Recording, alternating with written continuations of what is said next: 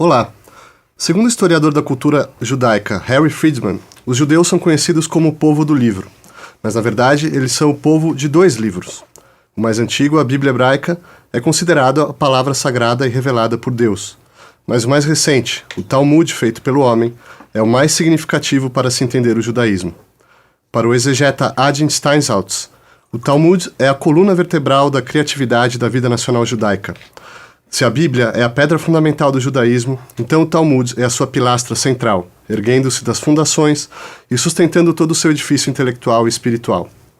Tão volumoso quanto uma enciclopédia, o Talmud cobre tópicos diversos como direito, fé, espiritualidade, folclore, medicina, mágica, ética, sexo, relacionamentos e oração, formando um conglomerado de lei, lenda e filosofia, a combinação de uma lógica singular e de um pragmatismo concreto, de história e de ciência, de anedotas e de humor.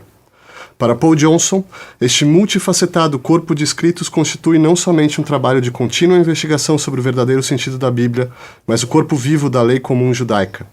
Visto em termos ocidentais, é o direito natural, a legislação da Bíblia, o Código de Justiniano, o direito canônico, a common law inglesa, o direito civil europeu, os estatutos do Parlamento britânico, a Constituição norte-americana e o Código napoleônico, todos unidos numa só coisa.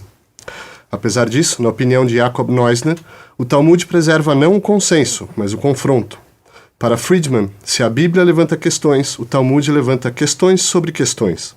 E mesmo que se ocupe de leis, comportamentos e crenças, está menos interessado em chegar a conclusões do que em apresentar diferentes modos de se olhar um problema.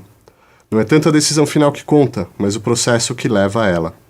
Daí porque, segundo Steinsaltz, esse é possivelmente o único livro sagrado em toda a cultura mundial que permite e mesmo encoraja o seu estudioso a questioná-lo, exprimindo maximamente a mistura singular de fé profunda e ceticismo questionador que caracterizou o povo judeu pelos séculos. Contrariamente ao que se espera da literatura espiritual, percorrer os casuísmos labirínticos do Talmud, suas contendas rigoristas e minúcias excruciantes, pode ser com frequência causa de desorientação e embaraço. Mas há também cenas de uma simplicidade estarrecedora. A história conta que, poucos anos antes do nascimento de Cristo, um não-judeu dirigiu-se ao rabino Hillel, prometendo converter-se à lei de Deus sob a condição de que ele a explicasse enquanto apoiado em uma só perna. O que é odioso para você, não o faça aos outros, disse o sábio. Esta é toda a Torá e o resto é comentário. Vá e aprenda. Para discutir o Talmud, convidamos Alexandre Leone, rabino ordenado pelo Seminário Teológico Judaico de Nova York e professor colaborador do Programa de Pós-Graduação de Estudos Judaicos e Árabes da Universidade de São Paulo, Moacir Amâncio, professor titular de Literatura Hebraica da Universidade de São Paulo e tradutor do Talmud, e Saul Paves, rabino ordenado pelo Rabinato-Chefe de Israel e diretor pedagógico da área judaica do Colégio Yavnei. Alexandre Leone, nós conhecemos a Torá como o chamado Pentateuco, os 5 livros que contam desde a criação do universo até o êxodo do Egito e a conquista da terra prometida pelo povo hebreu, que contém a revelação da lei de Deus a Moisés, que supostamente teria sido escrito pelo próprio Moisés, mas que a gente sabe com toda a evidência histórica que foi institucionalizado por Ezra, por volta do século V, após o exílio da Babilônia, depois a crescida dos livros proféticos, históricos e sapienciais, constituindo assim a Bíblia hebraica, que depois vai ser assumida pelo Antigo Testamento como o Antigo Testamento cristão, né? Certo. Mas na tradição judaica se fala também, além da Torá escrita, da Torá oral. Você pode explicar, introduzir para o nosso ouvinte esse dualismo da Torá na tradição judaica? Olha, segundo Yaakov Neusner, a ideia da Torá dada em 2 mídias, a Torá escrita e a Torá oral, é o mito fundador do judaísmo rabínico. E por mito fundador eu estou falando assim, a narrativa sagrada que funda o judaísmo rabínico. Ou seja, a ideia de que a Torá, ela é por um lado, o ensinamento, judaico é por um lado, o texto bíblico, stricto sensu, o Pentateuco, lato sensu, toda a Bíblia, o Velho Testamento cristão, mas a Torá também é a tradição oral que passa de Moisés a Josué, de Josué aos anciãos, aos profetas, e vai chegar até os sábios de Israel nos tempos atuais. A Torá oral, ela é totalmente interligada com a Torá escrita. E eu vou dar 2 exemplos muito simples. Primeiro exemplo, para você escrever um Sefer Torá, você vai ter, a pessoa que escreve à mão, momentos em que ela tem que aumentar a letra, momentos em que ela tem que diminuir a letra, momentos em que ela tem que dar um espaço ou outro. E isto, a tradição de como fazer isso e de que isso deve ser feito na escritura, é uma tradição originalmente o quê? Da Torá oral. Mas é a Torá oral e a Torá escrita se interligando. Algumas semanas atrás, a gente leu na Parashá dizendo o seguinte: olha, se essa jovem não puder casar, então que faça com ela segundo aquilo que se faz com as jovens. Mishpata abanot ya'aselá, ou ta'aselá, né? Não sei. Aí o que acontece? Não tem nenhum lugar no texto do Pentateuco que é esse Mishpat Abanot. Esse Mishpat Abanot é pura Torá oral. Ou seja, o texto escrito e a tradição oral, elas estão, na verdade, interconectadas desde sempre. Sim, agora, nesse contexto de uma tradição oral, né, de comentário e investigação sobre a Torá, pensando no período entre o Saul, entre a queda do primeiro templo por volta do século VI e a queda do segundo templo, existe uma tradição que se desenvolve de comentadores e escribas, né? E existe uma instituição muito importante para a história de Israel, que é o Sinédrio, né? Será que a gente pode comentar um pouco sobre essa tradição, já nos endereçando ao Talmud, né? Bom, historicamente, como foi dito, o Talmud, ou melhor dizendo, a lei oral, ela foi estudada, ela foi sendo transmitida de geração a geração.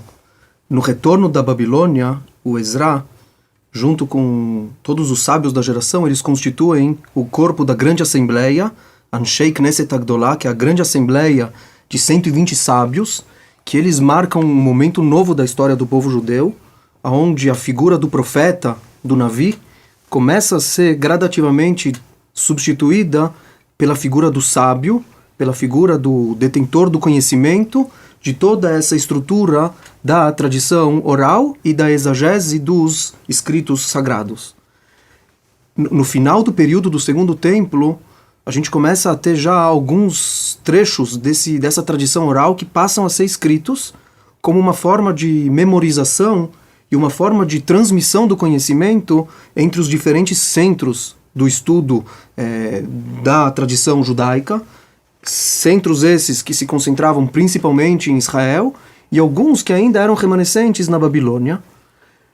Após a destruição do Segundo Templo, aí se inicia um movimento massivo para a transcrição e a preservação de todo esse conhecimento, e isso foi feito principalmente pela figura do Rabi Yehudá Nassi, Rabi Yehudá, o príncipe, que ele era descendente da casa de David, descendente direto do rei David, e que mais ou menos no ano 188 da Era Comum, ele finaliza a transcrição do texto original da Mishnah, que é o primeiro texto que é a transcrição da lei oral, ou da tradição oral, que foi escrito e foi o precursor de todo o estudo das próximas e futuras gerações. Moacir, o Saul acaba de citar um termo muito importante que me parece que é o núcleo do Talmud, né? A Mishnah. Você pode explicar para o nosso ouvinte o que exatamente é a Mishnah, no que ela consiste? Olha, a Mishnah é uma codificação muito breve dessas leis tradicionais orais.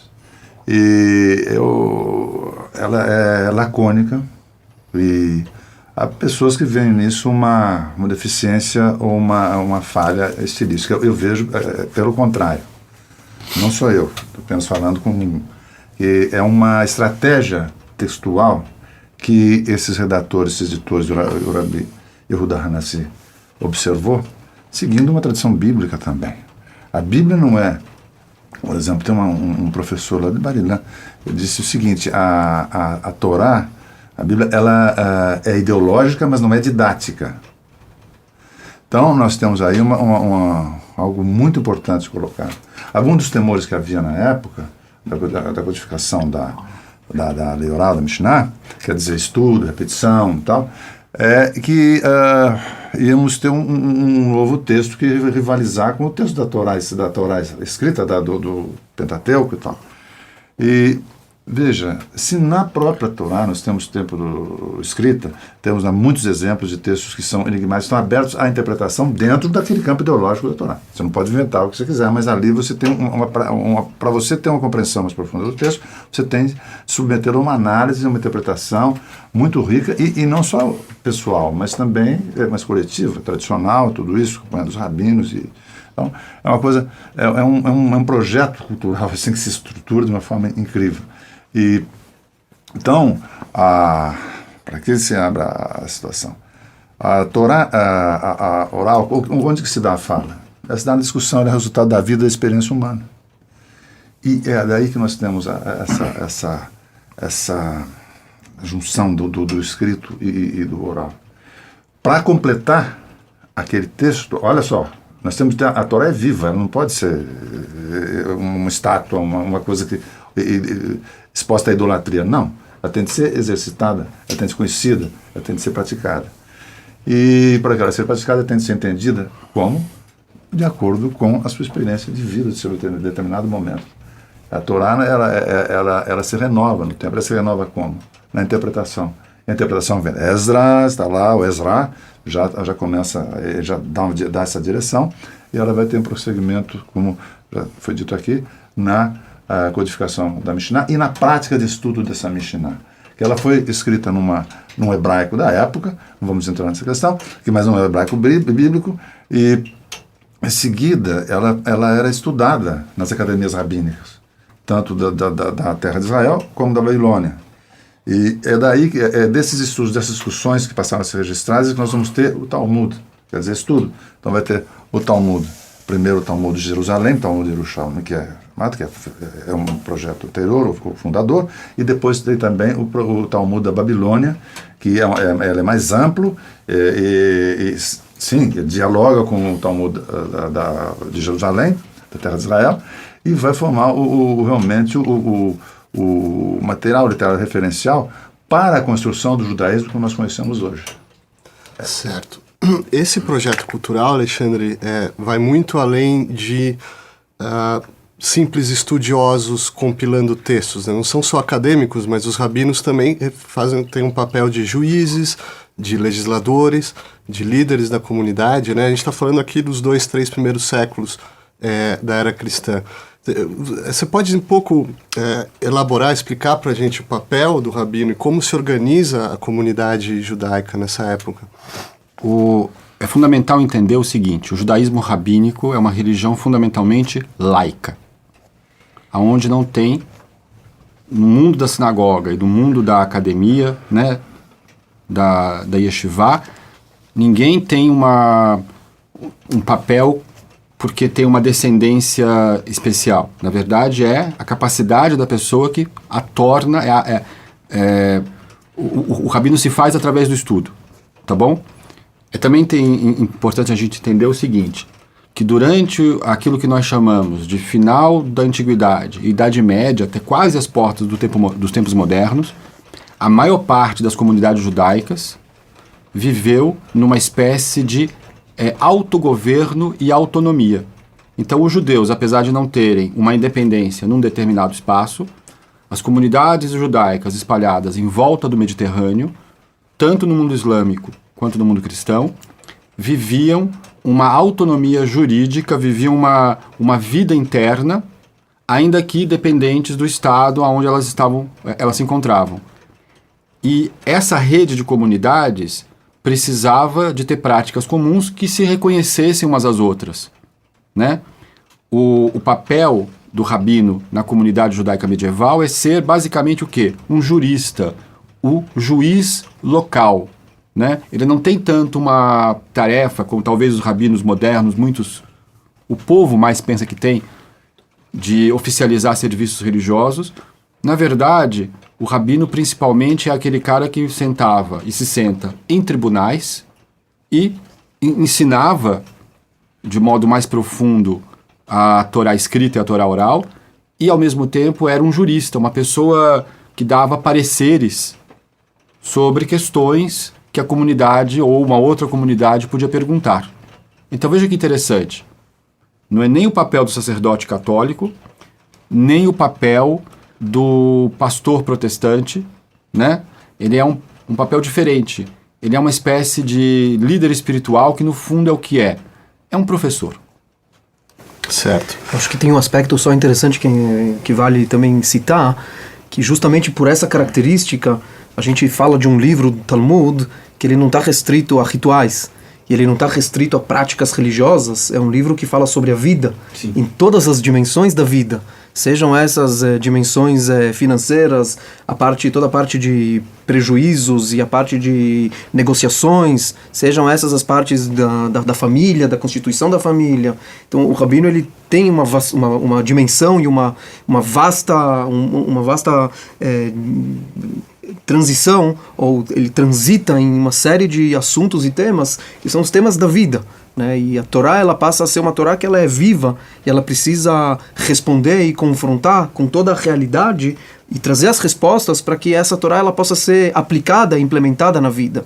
Então, nas discussões do Talmud, a gente percebe muito bem essa vivacidade, porque os temas eles são temas dinâmicos e não existe tabu, porque tudo passa a ser, de uma certa forma, orientado para a implementação da palavra da Torá, da palavra de Deus, na vida, né? E o Rabino ele tem exatamente, quer dizer, o sábio, o erudito, ele tem justamente esse papel de concretizar, né, a palavra da Torá na vida e no dia a dia.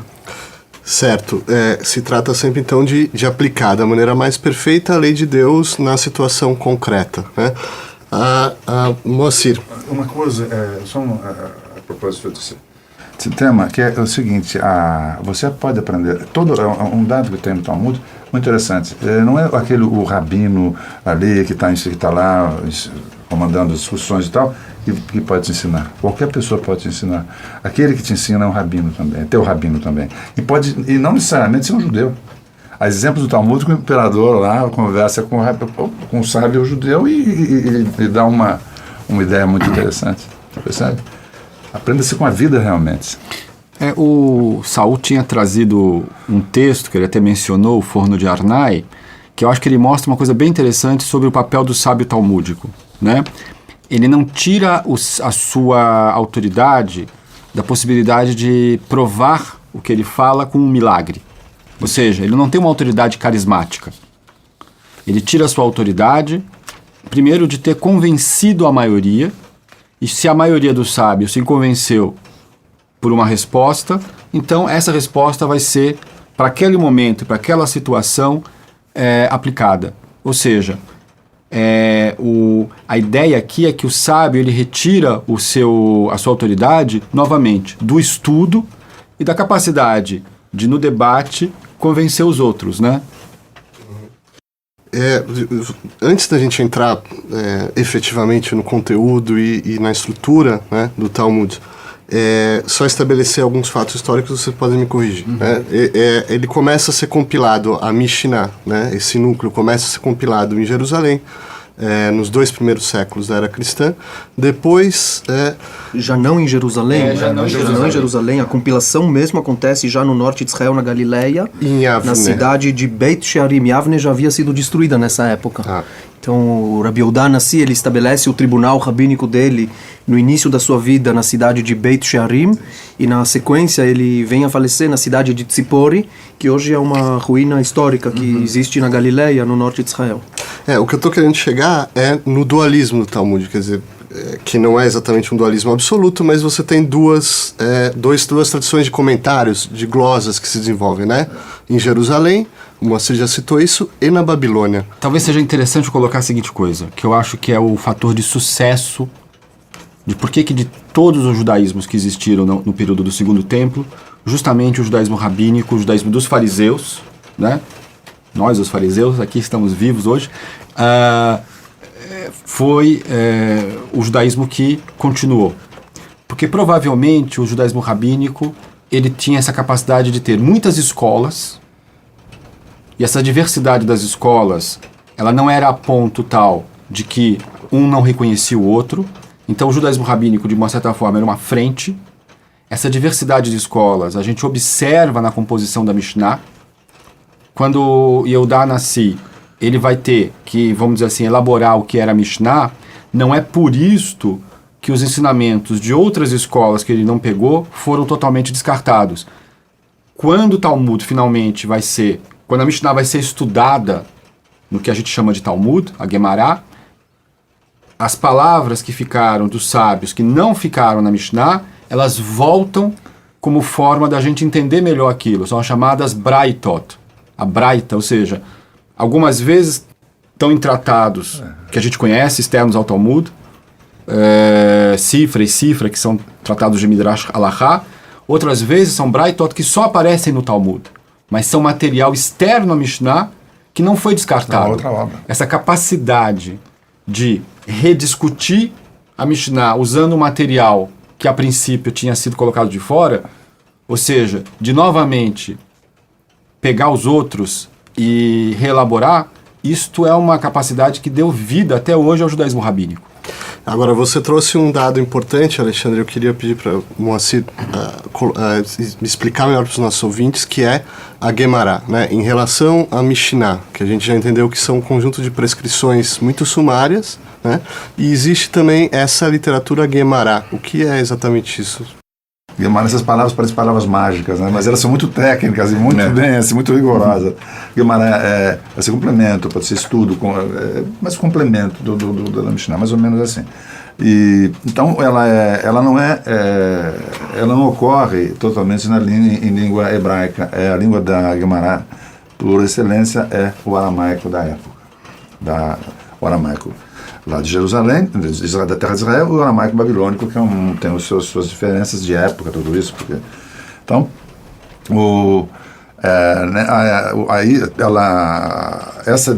essa Gemara, ela tem uma estrutura, ela não é ela aparentemente para quem é caótica, mas isso não é verdade. Ela tem um método próprio associativo para o desenvolvimento da discussão e ela é editada realmente.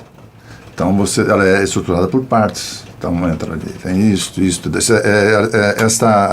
Todo o trecho de uma discussão, de uma questão, é a sugya, que se chama, é uma questão que está ali colocada. Então você tem a introdução, você tem depois o debate, e as citações que existem ali são feitas normalmente dos Baraitot, e são feitas em hebraico, como o da Mishnah. E também citações bíblicas e tal, e o texto para entrar, Midrash, essas coisas todas vão surgindo ali, vão formando aquele corpo. E a Gemara que é realmente o Talmud em si, sabe? Essa é uma discussão. Ali está dada a receita, a fórmula para que se prossiga essa discussão. E olha, ela não fica aí, ela continua através dos tempos, não tem mais o registro no Talmud, mas todas essas questões continuam a ser analisadas e discutidas até hoje. Voltando... Eu acho que só é interessante acrescentar que na estrutura da Gemara a gente tem dois textos que são característicos. Sim. Os textos que são alárricos, que seria a parte normativa da lei judaica, né?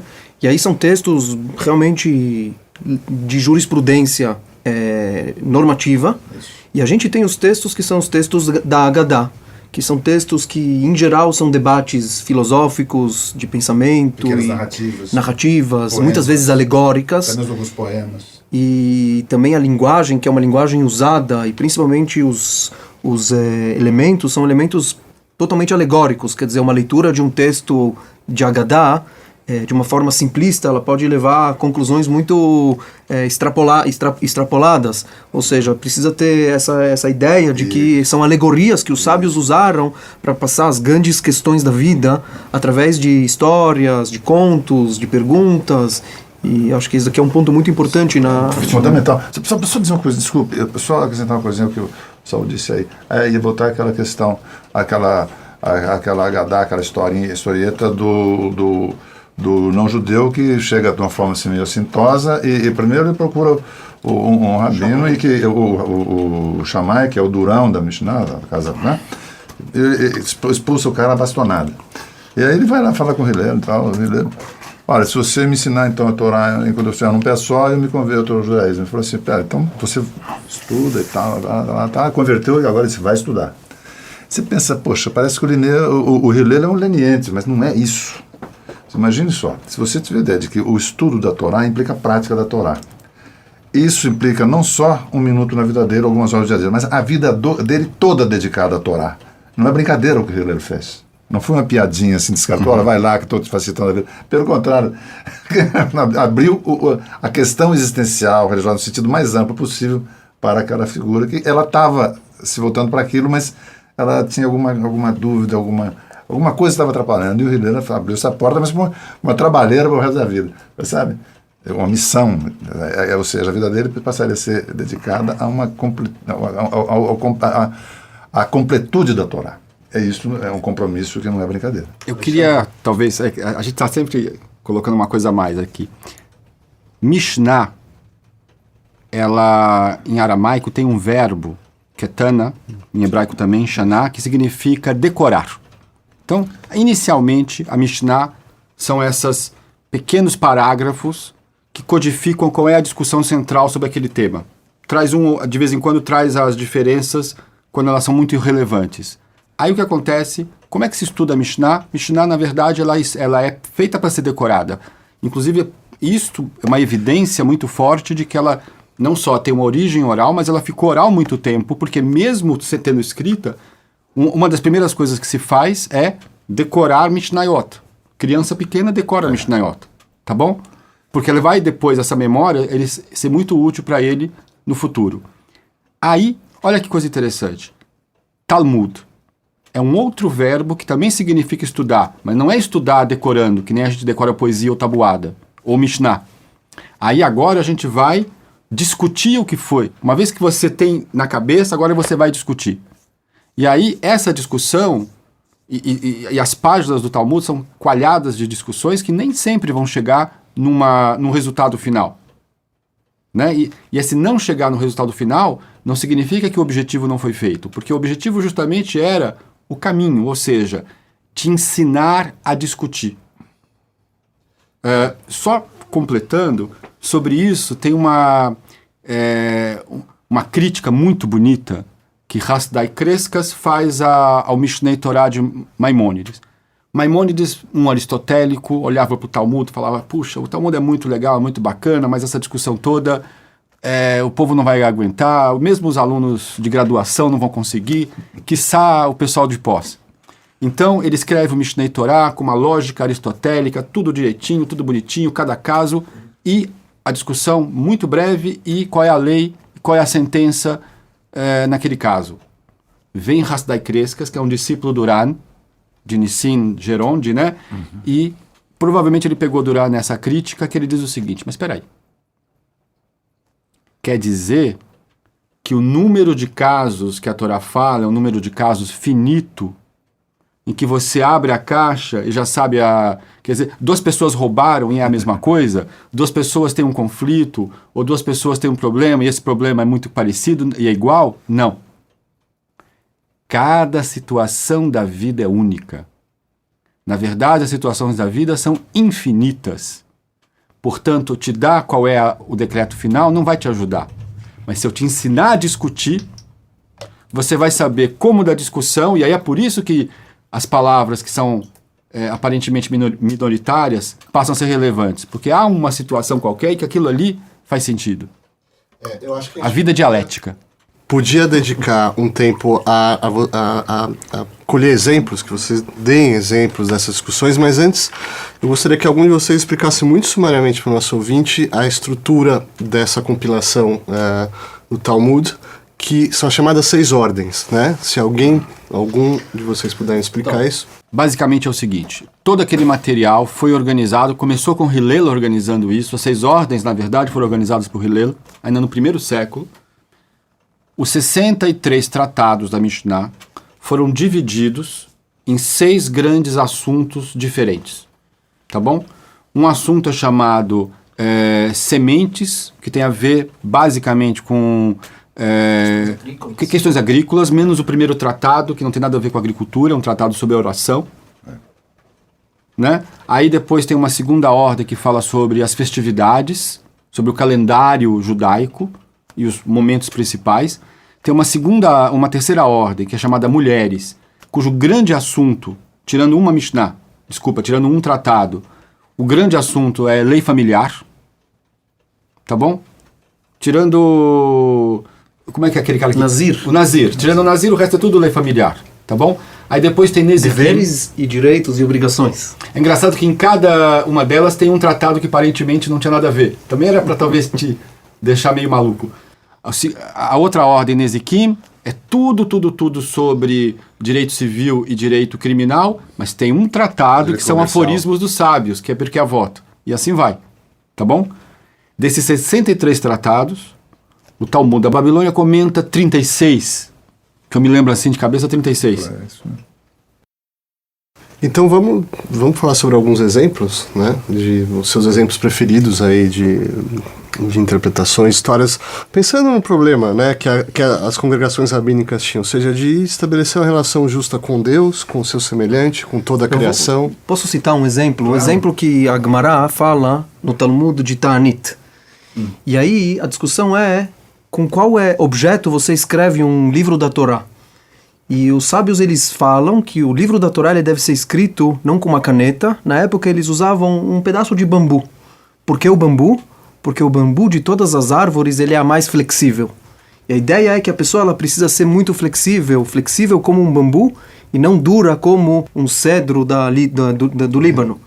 E aí vem o Talmud, ele fala um conto rápido que o Rabi Lazar, um dos sábios, ele certa vez estava voltando da academia de estudos, ele estava montado no Hamor, no burro, quando uma pessoa que passa na frente dele e a cumprimenta, e o Rabi Eliezer, ele estava tão cheio de si, que ele vira para essa pessoa e ele fala, você é muito feio.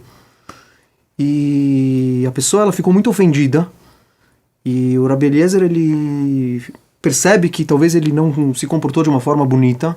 A pessoa vira para o Rabi Eliezer e ele fala, você acha que eu sou feio? Reclama com quem me fez. E aí o Rabi Eliezer cai a ficha, ele desce do Hamor, ele desce do jegue, do burro, e ele começa a pedir e implorar pelo perdão dessa pessoa. E essa pessoa ela é muito intransigente e ela não o perdoa. E assim eles vão caminhando na estrada, o rabino indo atrás dessa pessoa, até que quando ele chega na cidade e ele vê a recepção que todos estão fazendo para o rabino, então essa pessoa ela fica indignada, ela fala, vocês chamam ele de rabino? Ele é um mestre, um erudito? E aí contou a história, e as pessoas insistiram mesmo assim para que o Rebbe, para que ele fosse perdoado, para que o rabino fosse perdoado. E aí o rabino, desse momento, ele tira a seguinte conclusão, que temos que ser flexíveis como um bambu e não ser intransigentes. Porque apesar de que ele reconhece um erro que ele cometeu, ele também percebe que no momento em que ele tentou se retratar, a intransigência do outro não dava possibilidade de se reconstruir.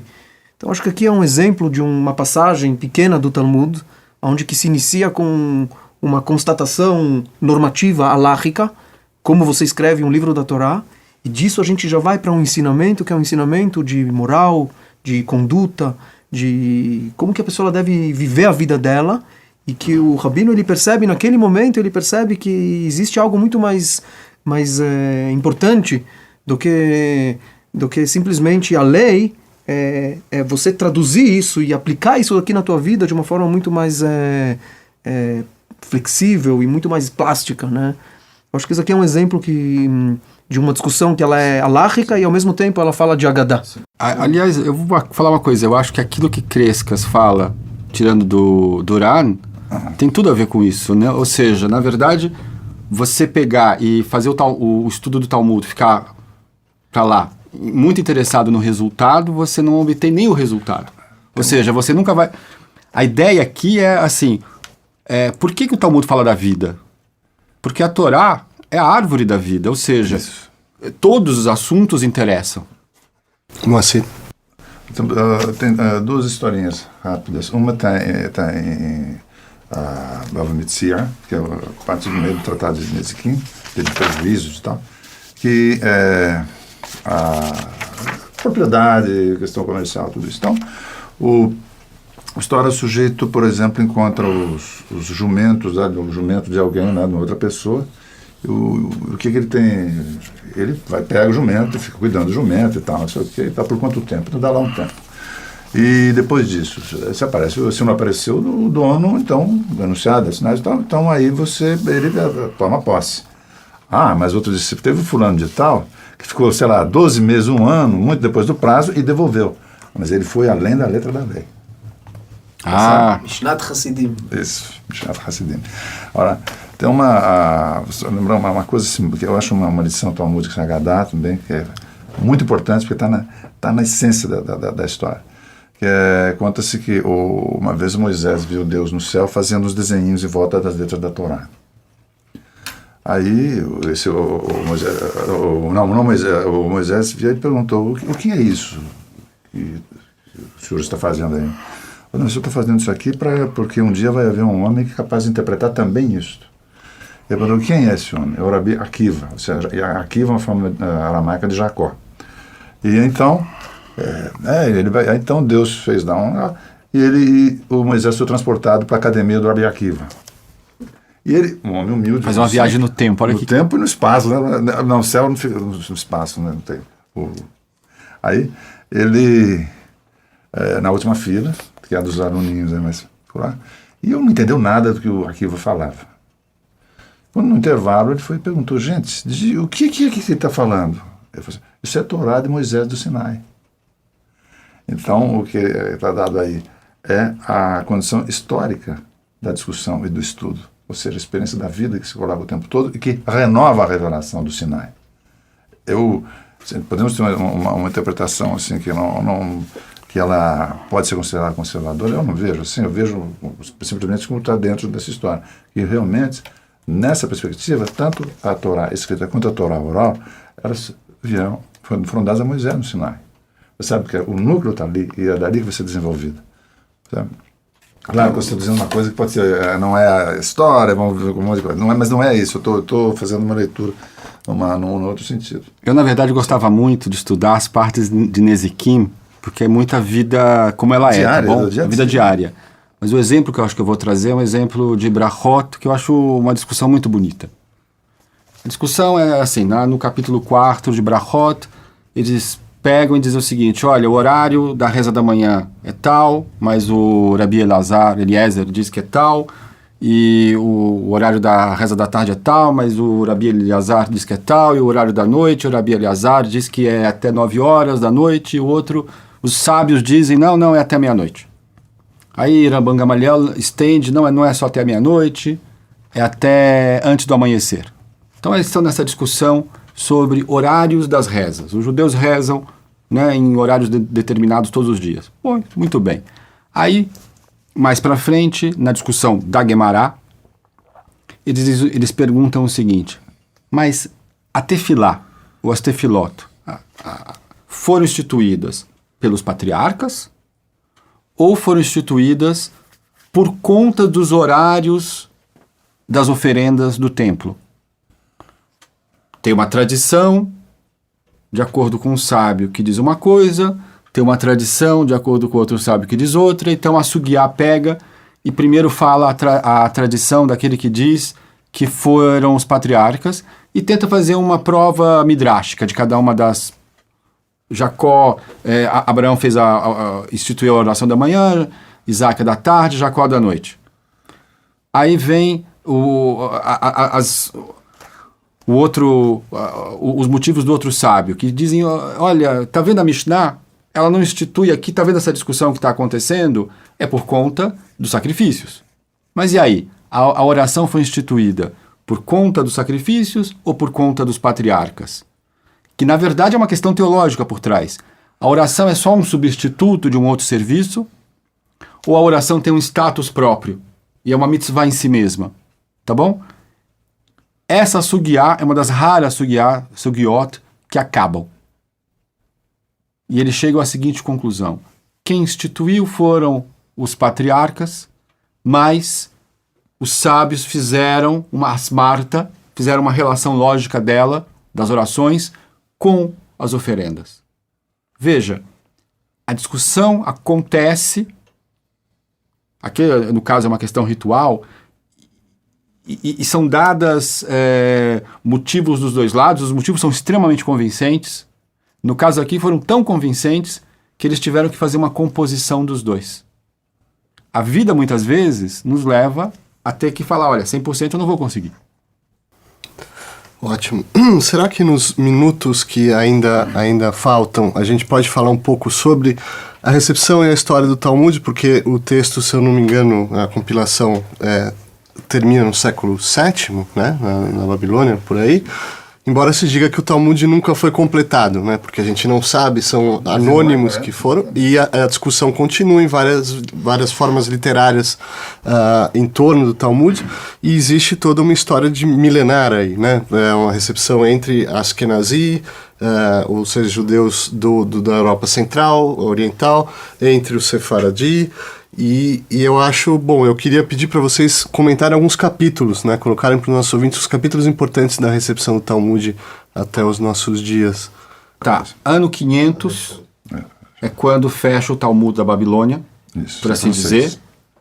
Ano 400 é quando provavelmente terminou a compilação do Talmud de Jerusalém, que é menos importante hoje em dia, tá bom? Durante a Idade Média, você tem várias obras comentando o Talmud, ou uma codificação baseada no Talmud, né? E esses comentadores vão se avolumando, e alguns se tornam muito importantes, como Rashi, como Tosafot, como outros que aparecem no final, Rosh, né? Vários se tornam muito importantes. Mas até 1523, o Talmud circula em várias versões, isso é muito interessante. Não havia uma estandarização tão grande como para o Sefer Torah. E nesse ano o Talmud é impresso. A página que nós conhecemos hoje em dia do Talmud, ela não é tão antiga na tradição judaica. Ela só tem menos tempo do que o Brasil, 1523, né? Que é o Talmud de Veneza, como o Mossi tinha falado. Essa edição ainda sofre algumas alterações até chegar em 1835, muito perto da gente, quando sai a edição de Vilna, que é, digamos assim, a edição que mais se usa hoje. E a grande inovação que aconteceu fora no estudo, né, tem vários métodos de estudo do Talmud, a grande inovação foi, talvez, nas últimas décadas, quando a Dean Stands Out, por um lado, mas o pessoal daquela editora ArtScrew, por outro, editaram, como é que eu vou dizer, o Talmud com explicações para o público em geral. Acho que nós estamos vivendo a primeira era da democratização do Talmud, né? Que mais pessoas estudam, né? O Talmud, ele foi um livro praticamente de eruditos. Ele era um livro para poucos, né? E realmente, esses últimos 30 anos, 40 anos, a gente tem uma massificação do Talmud. É importante colocar... Massificação em termos, né? Em termos, né? É importante colocar que na década de 20 foi estabelecido um estudo diário do Talmud, que também, de uma certa forma, popularizou muito o estudo. É um ciclo que demora 7 anos e meio para ser concluído. Foi concluído recentemente, há 2 anos, e milhares de pessoas hoje fazem o estudo diário do Talmud, baseando ou eles aproveitando dessa popularização através das traduções que tornaram ele acessível. Inclusive em português hoje temos alguns volumes que já estão traduzidos, e realmente o Talmud, ele continua sendo um livro vivo, um livro que ele vibra e que ele fala sobre a vida, para a vida, inclusive para a vida moderna, né? Todos os dilemas e a problemática que os sábios tinham naquela época. Talvez só as roupagens elas mudaram, mas a essência continua sendo a mesma. Eu preciso acrescentar uma coisa, que o Talmud não foi uma unanimidade imediata, ele foi imposto, foi uma luta rabínica para que se chegasse a esse resultado. E, logo que foi editado o Talmud, surgiu uma posição muito séria dos caraítas, ou seja, uma espécie de uma seita judaica, entre outros, que se opunha ao Talmud porque dizia que falsificava a Torá. Então eles ficavam presos à letra da Torá. E essa seita, ela teve muito sucesso na Idade Média e tal, ela disputava com o judaísmo rabínico, e tanto o Maimônides, para codificar o Mishneh Torah, quando ele fez todo em hebraico, ele escreveu normalmente em árabe, mas ele escreveu esse livro em hebraico, codificando organizando toda a Talmud, decisões e tal. E é um manual gigantesco assim, de judaísmo, que ele queria realmente popularizar entre os judeus, lógico, escrita num hebraico fantástico, é um grande escritor, e em árabe também, ele é considerado um grande escritor, é um nome assim, e importante nesse sentido também. Mas, então, ele estava realmente, era no Cairo, os caretas então ficaram muito fortes. Uma outra coisa que acontece, isso é bom, depois os caretas se enfraqueceram muito e tal, não vou discutir porque não é o momento, mas eles hoje são muito reduzidos. Havia também na Europa, foram vítimas do nazismo também, eram judeus, são judeus. Então, bom, e uma coisa curiosa, interessante aconteceu no tempo do século XVIII, do século XVII, XVIII. Teve um homem que teve, por exemplo, uma formação tradicional judaica, mas ele se revoltou e tal, e resolveu, era o tempo do iluminismo, e do iluminismo judaico, a Haskalah também, que estava se expandindo a partir da Alemanha. Bom, e então, ele conseguiu entrar em Berlim, conseguiu viver em Berlim, ele adotou o nome de Salomon Maimon, em homenagem a Maimônides. E é uma figura excepcional, um gênio e tal, ele se tornou um filósofo muito rapidamente, aprendeu alemão por causa do Yiddish e tal, e ele era um erudito judeu. Então, ele se opôs ao Talmud, ele achava que o mundo do Talmud era um mundo da superstição, toda aquela história. Ele estava realmente reivindicando a posição do intelectual na Europa, não é? E o mundo dos judeus europeus como cidadãos europeus e tal. Mas veja só o que ele diz. Sobre a dialética talmúdica, ele dizia que ele reconhecia que é capaz de acionar a ação das forças superiores da mente e de exercitá-las de maneira a deduzir as mais remotas consequências dos seus princípios, a descobrir as mais recônditas contradições, a perseguir as suas mais finas distinções. Ele reconheceu, e essa contradição, desculpa, isso é uma grande contribuição do Talmud, tanto para o mundo judaico como para a humanidade. Ótimo. Vamos fazer uma última rodada rapidíssima, sim. Né? Porque eu gostaria que vocês... E conjectural também essa última rodada, porque eu queria colocar a pergunta sobre qual é a importância do Talmud para o judaísmo hoje e para a história da humanidade, já que você falou nesses termos, Moacir. Eu diria que é para a existência do homem, né? Então, por exemplo, o que é o judeu na concepção judaica? O judeu é o homem realizado, é o alvo do objetivo, é que ele se realize como judeu, ele se realize como homem. Então, tem um livro, outra codificação, chamada Shulchan Aruch, a mesa aposta, já posterior ao século XVI, do rabino Yosef Karo.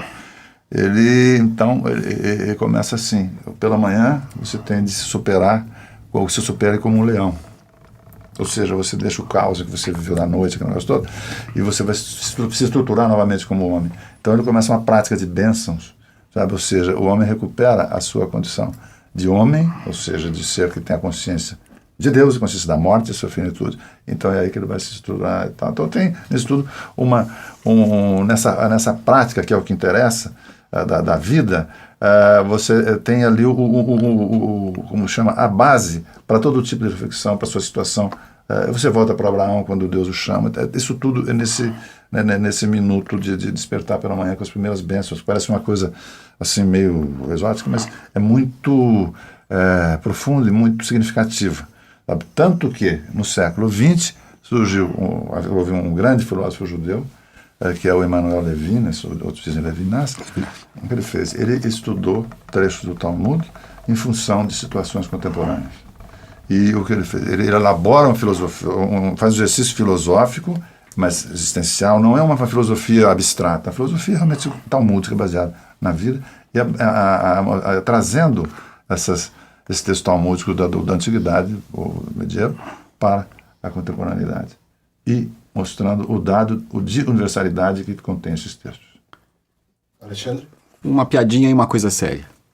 Diz que um rabino chega em Rhodes, não sei se foi no século XX, ele chega na sinagoga, ele vai lá rezar com eles, é um pessoal diferente, né? Rhodes não tem o mesmo ritual que ele fazia, mas ele fica horrorizado porque numa determinada reza, metade se levanta, metade fica sentado, e mais ainda, os que ficam levantados, os que ficam sentados começam a discutir.